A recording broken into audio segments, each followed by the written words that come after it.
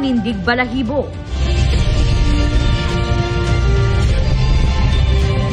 At talagang sulit ang ilang taong paghihintay.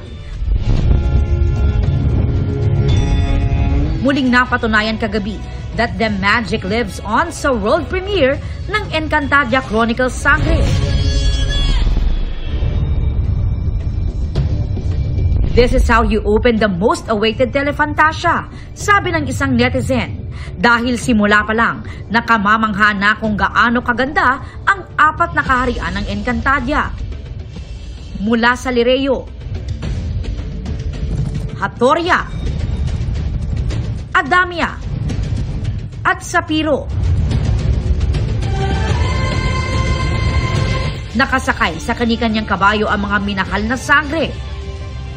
Simula kay Pirena, played by Glyza De Castro, si Danaya, Sanya Lopez, Alena, Gabby Garcia, at si Amihan, Kylie Padilla. Hirit ng fans, first 5 minutes pa lang, ibang klaseng visuals na agad ang naipakita.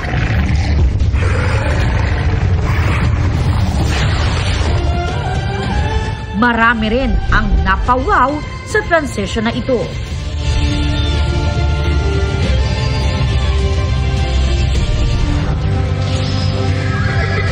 At ang maikling pangangabayo ng mga sangre, malaking simbolismo raw sa mga Encantadix na matagal nang tumututok.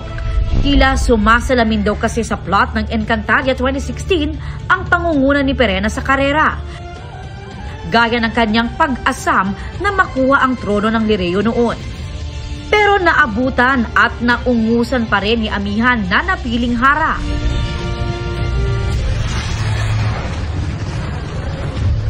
Sabi pa ng ilang netizens, masterpiece on free TV ang pilot episode dahil sa mala Hollywood effects mula sa isang malaking pasneya.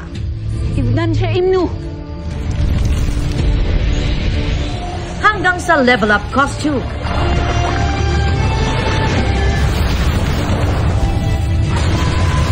At kapangyarihan ng mga sangre.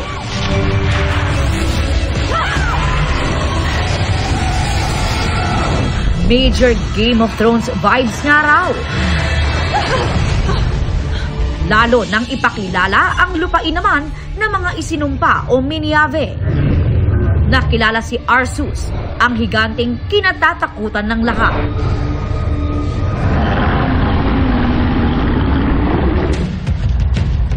Gayon din si Metena.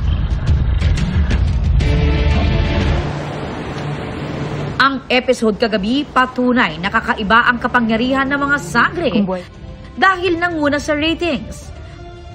At pinag-usapan kaya #1 trending online.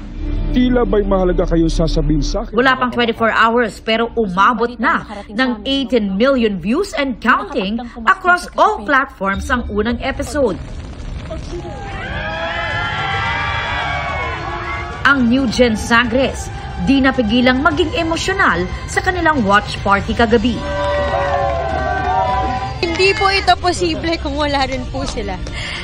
Encantadix, mahal namin kayo. Sana po ay masaya kayo. This is something na I've only prayed for in the past. Sobrang napaproud ako. No words talaga. And to be able to watch it with everyone. Tubig kasi. Na bumuo ng Encantadia. Lubos yung pasasalamat ko sa Sama na hindi ko inaasahan to.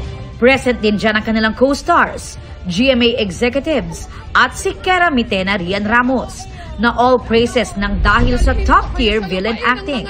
Para sa isang fan, perfect kung perfect nga raw ang pag-cast kay Rian. Combination po yun nung, syempre, yung pagsulat ng script, ang ganda nung set design, yung mga effects, yung mga costume, everything just adds to yung power and magic ng mundo ng Encantadia.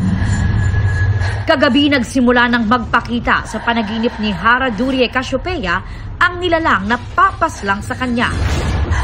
Sinimulan na rin ang pagsasanay ng mga batang sangre sa posibleng panganib.